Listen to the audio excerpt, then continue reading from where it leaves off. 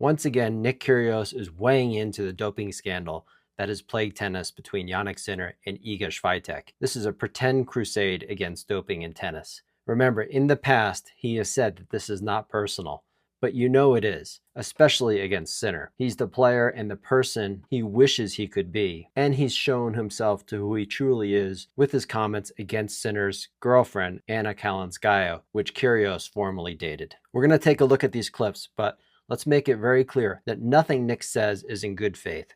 Absolutely nothing. He's a disruptor who thrives on disingenuous behavior to deflect from his own lack of character. His motive here is strictly to discredit Sinner and Iga and have the spotlight shine on himself. Let's break down some of the comments he said in his most recent interview.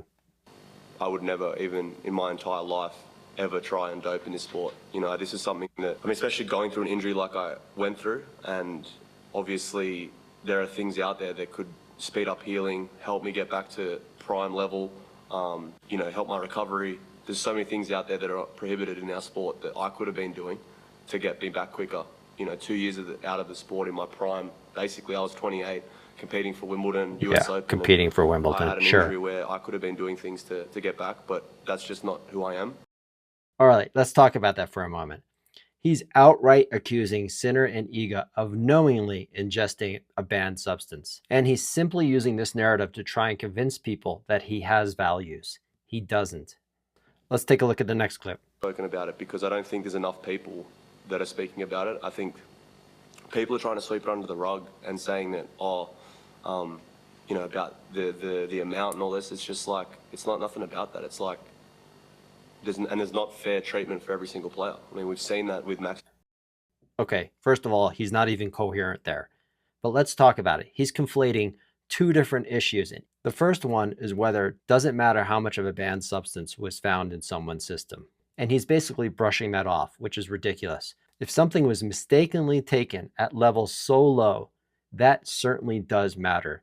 In today's world of supplements, which are highly unregulated, ingesting a banned substance or a cream is incredibly easy to do by mistake, and the amount certainly matters. And he wants to interconnect this story with the fair treatment. So let's talk about the fair treatment. Now, he may have a point about fair treatment.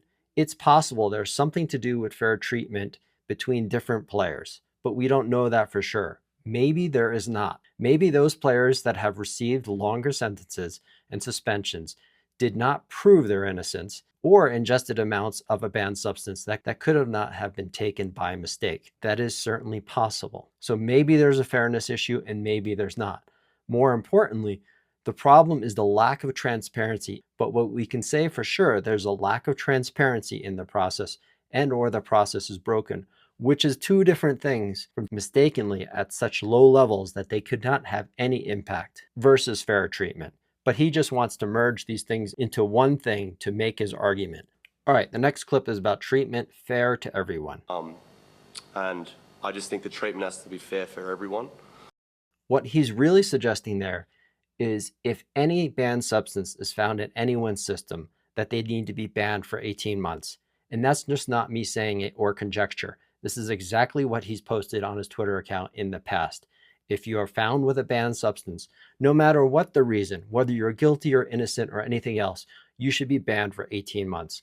So again, he's being disingenuous. Now, what about it reflecting poorly on tennis? Let's take a look at this clip. And I just think that it's been handled horrifically in our sport, and two world number ones both getting done for doping is disgusting for our sport. It's a horrible look. And while it certainly doesn't reflect well on tennis, more importantly, what we really should be talking about is how poorly this reflects on the drug testing protocols and process. These players are being tested 20 to 30 times a year. And to suggest any one of these top players is purposely ingesting something and then having it record at levels so low in order to enhance their performance. They're already number one. They get tested all the time.